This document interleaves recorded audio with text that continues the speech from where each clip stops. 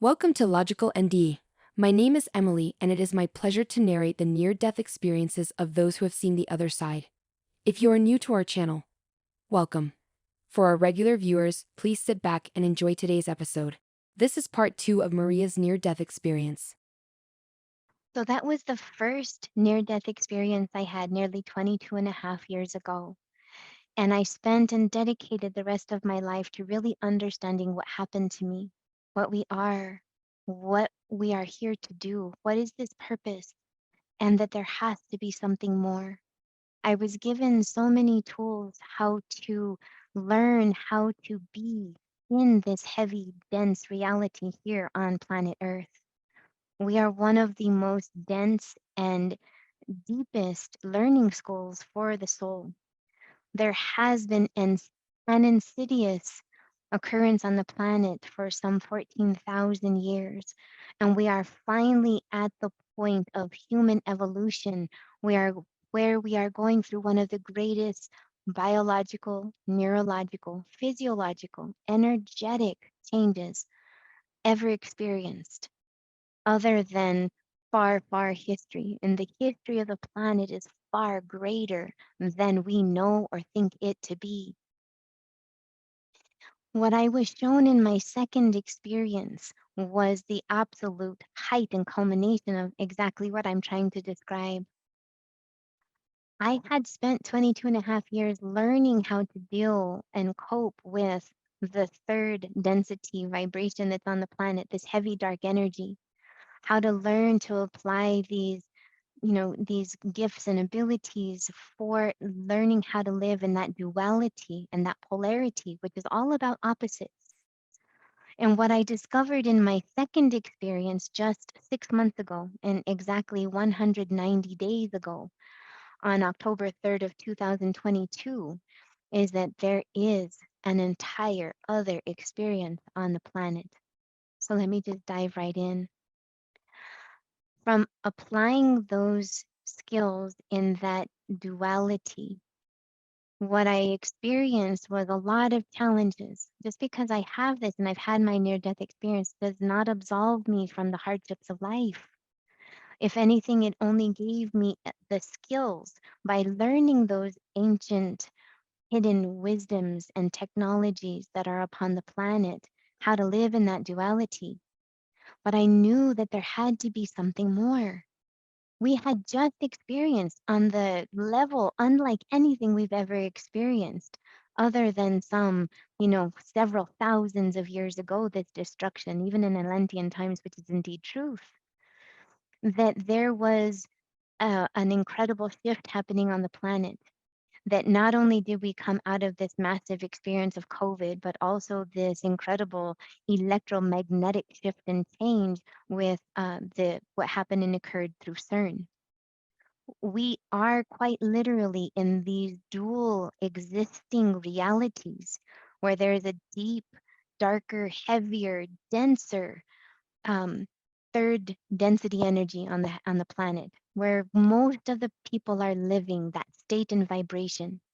Simultaneously, we are going into this higher vibration, enlightened fifth density energy, where we are connected in unity, all infused with this energy, where we understand that we are inter and intra connected into something far greater than we understand. These two realities do coexist. And what I was shown just 6 months ago through this experience that I had was incredible. So let me dive right in. On October 3rd, 2022, exactly 190 days ago, I suffered a SCAD heart attack. I had just experienced 9 months prior the loss of my older brother, which came at an absolute complete shock. He had, for the second time, a coronary, um, he had a cardiac arrest. 5 years prior to that, he had a massive cardiac arrest and was able to survive, and we were given 5 more years with him. And just 2 years after my father, almost to within a couple of weeks, we lost my brother just a year ago on January 31st, 2022. I actually gave myself a sabbatical and was not doing any kind of this work because I really had to come back to myself and experiencing this loss and this grief. Now, just because I had my NDE and that I am capable of, accessing and feeling all of these, it doesn't take away the human pain.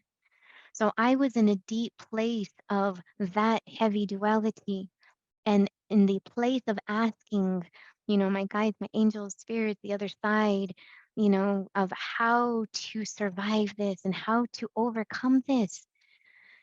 And what occurred on October 3rd was a heart attack. On October 3rd of 2022, at about 4 o'clock in the afternoon, I experienced my own heart attack, but a very different kind of heart attack. Both my brother and my mother passed away of cardiac arrest, which is stop and drop.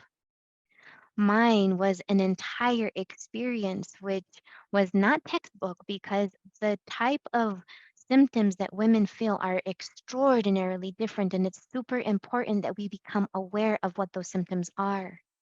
That I felt this deep, heavy pressure, what felt like in my stomach and under my sternum, in this part, further below, but not in my abdomen. It didn't feel digestive. And I was experiencing a lot of malaise and just not feeling well for 3 days prior to. I was getting ready to go on a trip with my sister in law, and I had just checked into the airport for my ticket. I was on the phone with my children, my adult children that I was going to have an early dinner with, to visit with them before I taking this trip, but I wasn't feeling well. And this was, very unusual. And I said that I was going to go lay down. Well, I could not get comfortable. I began to feel nauseated and starting to feel this discomfort. And thinking that it had to be something digestive, I attempted to use the ladies' room, but it was not what the indeed was the issue. Just after I began to instantaneously have this intense chills and these cold sweats, I began to get very clammy and this massive pressure and this radiating pressure that felt like I was, trying to explode from the inside out, and I just could not get comfortable. It was within every part of my being, just I can feel it in this moment. It's like I'm recounting it in present time as if I'm re-experiencing it, which is something that I am capable of doing. So if you feel me going into emotion, that's fine because I am recounting it as though I am there and it's happening in present time. So as I'm experiencing that event and realizing what's happening, I was able to get a hold of my friend just saying, what the heck is happening to me? She asked me to FaceTime her and went through a series of things and it's called FAST. The acronym is, are you able to smile? Are you able to, thinking that it was a stroke? Because I had already had a minor ischemic stroke, a couple year prior to that. And so it was not that at all. And I was not able to get comfortable and it got progressively worse. She hung up with me and she, thank God, called my sister. And we live on family property. And so my sister was only 3 minutes away. She was immediately able to drive up and somehow I was able to stumble to the door. And my sister was on the phone with my friend and as they were arranging, and my sister took one look at me and said, no, God, no, we've got to go. My friend told her to grab my purse, which had my all of my insurance cards and my ID. And the second thing was, having a bag because I was starting to feel extremely nauseated. We got in the vehicle as my friend called the hospital to prepare us on our way. And sure enough, on the drive, I vomited several times within the vehicle because my body was just in this state that I cannot explain.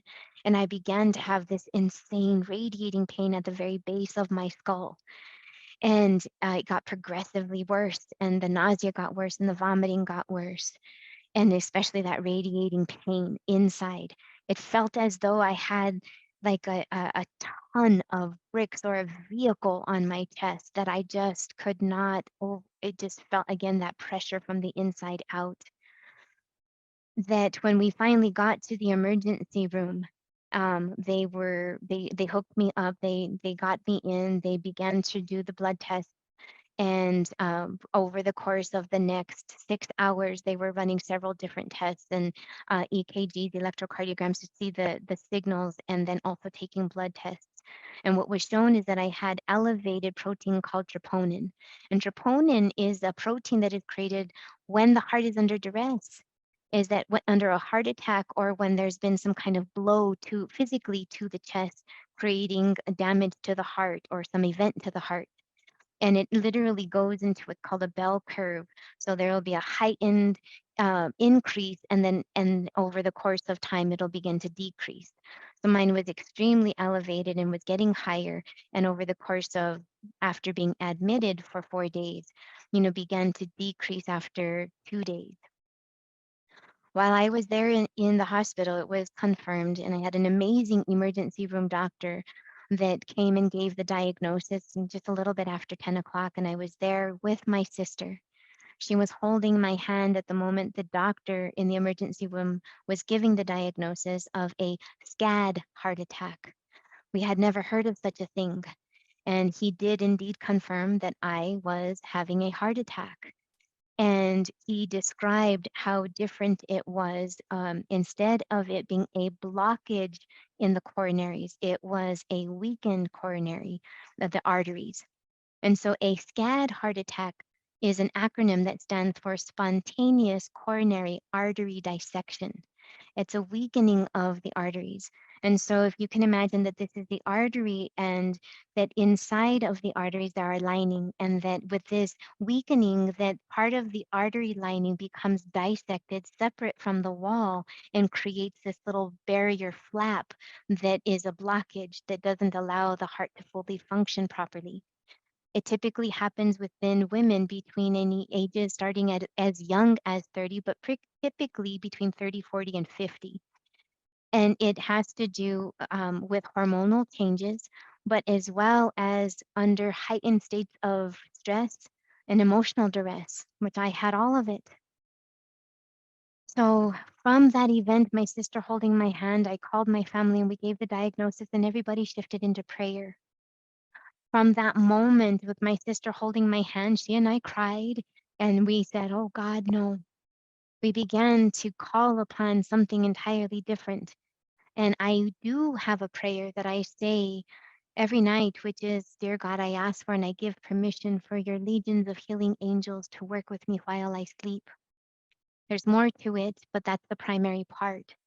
While I was in the hospital at the moment with my sister, she asked if I could receive, if I wanted healing and comfort. And of course, my sister is a very deep, powerful energy healer, deeply filled with faith. And so she went into a deep place of prayer within herself. She and I held hands and we both prayed. And then she came to the head of the emergency bed. This was about 10 o'clock, and I was being admitted, and I was told it was going to take some time for a room to be prepared, and while other tests, a CAT scan and other things were going to be prepared. And so we had about a good solid 2 hours of time all to ourselves, where they were able to close the curtain. We dimmed the lights. There is a way to have like a screened, it's a sliding door that was able to block some of the sound. And so somehow miraculously, even though in the emergency room, in the midst of all this chaos, my sister and I had this bubble of sacred space where she was able to hold my head and cradle and pray, and just hold my head and just pray, wanting this energy of healing to flow through me. And my prayer out loud was, "Oh God, I ask for and I give permission for your legions of healing angels and light beings to heal me now." And I began to go into this deep state of quiet and calm and this sense of peace. My body began to relax, and felt like I was floating. And I had my eyes closed and the lights were dim, but suddenly there was this brightness that seemed like a light was turned on in the room. So I opened my eyes. But in the room, right simultaneously with where I was at, was this entire other energy of this golden effervescent energy that I could see these golden beings, these light beings, and they were also translucent and right there present in the room. I didn't go anywhere. I was not out of body. I could see the physical room of the third dimension, the hospital room with its archaic equipment and, the monitors and the beeping and my heart rate continuously and the monitor always going off. I had my heart rate was extremely low that entire time that they actually had to come in and help me turn off that the beeping noise prior to this healing event occurring. And because we were able to reduce that noise, we were able to be in this really quiet space. So I was able to simultaneously in present real time, right present, like third dimensional and fifth dimensional, right there with technology that I have only seen in places in healings that I have done with many clients in this space outside of time and space, like still at a distance with this incredible dimensional healing. But this happened in real time and in present time, right there. This incredible energy, this mana, prana, chi, life force, God spark, golden energy. And I could see this technology that was like quite literally my life source. I was shown that it wasn't like a scan as if it was separate, like a picture, but it literally was interactive life force, and I could see it all golden. It looked like it was holographic, as if it was like they could remove layers, and I could see, different layers of my physical anatomy and the function of my heart, and literally what my heart looked like in this line and these things that were occurring right in present time without going out of body, without leaving to another location. This grand experience that I had, and I knew right then and there this divine presence that I'd felt. Only one other time, which was when I had my near death experience.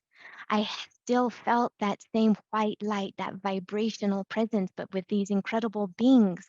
And the only other time I had felt this golden vibrational healing energy was when I was immersed in those healing pools and waters in the healing temples. I knew this to be the same energy, but a tapping into and a technology of this life force energy that they were working with me in present time in the emergency room. It's one of the most profound things that I have ever experienced in my life. And to see all of this happening in real present time, translucent, right where I was at. And it is as if, like on certain movies that I've seen, like on the Da Vinci Code or even the Queen's Gambit, where they're showing like these etheric images where they're just floating and they're literally engaged and being able to be seen and moved. Only mine was immersed with me, present, and in this golden, etheric, life affirming golden vibration. I had a healing, a fifth density healing from these incredible beings that I know are from this, fifth and sixth dimension. It's difficult to explain, where it's this incredible access of where we are all inter and intraconnected. Dimensions are not places at distance, that we are all inter and it's all happening vibrationally and intermingled with us in these vibrations in the sea of energy that we are all part of, that we are in a sea of energy that is invisible, that we have access to, where all of these flows and invisible forms really are there. And just because our human physical eyes do not see them does not mean that they are non-existent, that we only see 6% of the energetic spectrum, and there's another 94% of it out there. that there are so many other species that see within other vibrational frequencies, like certain snakes and lizards see in infrared, which is heat signatures, and butterflies and other species see in ultraviolet. So just because we humans don't see doesn't mean that it's non-existent. And I was given an ability to see something really incredible in present time that we all have access to, and that is now ambiently available on the planet through this fifth density vibration, but it requires us that we elevate ourselves within to be able to access it. So there's a lot more that occurred within the hospital, that when the second thing that occurred, that after this healing experience, I was then taken to another location for a CT scan so they can begin to see that. And when I was wheeled over by the attendant, that I got there early and they were in another procedure. So I had about 20 minutes of time in this very, very cold, stark room that is very metallic, that had this incredible machine directly in front of me. And I was sitting in a wheelchair. And off in the distance was this glass, that was nobody there, and the lights were a little bit dim. And so again, I found myself yet alone. And I found myself going into this place of fear again, into this heavier, darker density. And then I saw and suddenly felt and heard within myself of, oh no, remember. And as I close my eyes, I can hear that sound again, like still in present time. And I could feel the Blessed Mother again with the entwined hearts. And I could feel myself held in her loving presence in this incredible healing, this loving energy, and being told to just trust. And from that moment, I fell into this deep place of crying and acceptance and shifting. And I could feel myself really in this schism, that I could feel my energies really straddling two realities. And it was up to me to decide if I was going to remain in that heavier, darker, third density energy, or was I going to be able to elevate and shift entirely and entirely transform physically into this fifth density energy? And it required everything within me to hold one. And I chose to hold on to that sense of faith, which is truly a gift that requires everything within us, an attunement. It is part of that sacred knowledge that I've been talking about that has been hidden. It is here and available, and we can access it. When we know how to work life, life works, and it does. And these are the things that I've been shown. So from that experience, I made a decision to land into that fifth density. And I felt like I had a death to this old reality. And from that moment on, even the tests began to show something entirely different. I was in the hospital for 4 days, and the tests began to come back inconclusive. Now, in all fairness, that I had a profound and incredible emergency room doctor that was very familiar and gave the diagnosis of the SCAD heart attack. But the regular admission doctor had difficulty even understanding because they weren't a cardiologist. And so I was having to await seeing a specialist, a cardiac specialist after. So after the stabilization and realizing after going through a stress test, having an ultrasound that actually showed an incredible situation that on real time in front of me, in right there in bedside, all of these incredible two different realities. One where it showed all of the tests originally, and then another where it showed like some inconclusiveness because of it not being a blockage. And I did not receive an angiocardiogram. There was not dye that was given to me. I did not receive the dye test. And so they did not actually see the physical function of the arteries themselves through those dye tests to see what that looked like. And so that was one of the tests that was not done.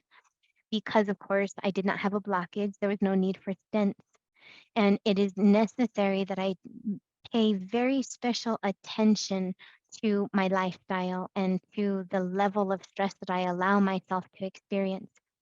And so after that entire event in the hospital, having to come out of it and land into another entire reality where I could still feel and sense like this residual old reality that I knew was no longer there, that was like tangible. I would try to reach for it and it wasn't like existent.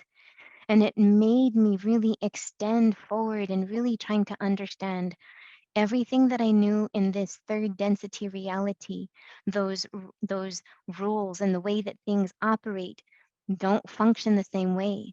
So many of us light workers have felt like there's been like this shutdown of the system because there's been an actual reboot, an entirely different frequency that we have to learn how to attune to.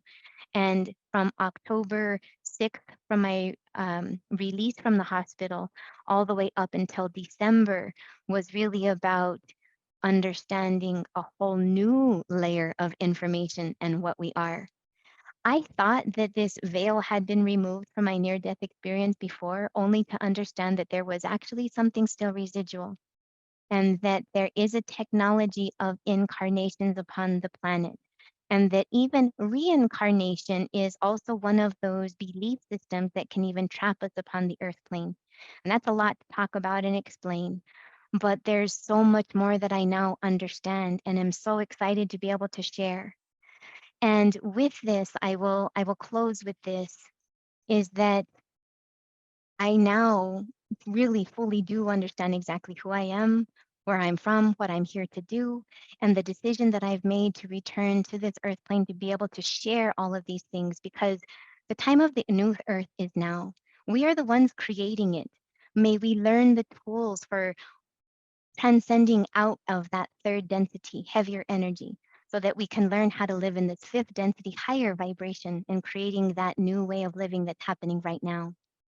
I thank you so much for allowing me to share and to be here and to be able to share all of this with you. And I look forward to my continued sharing.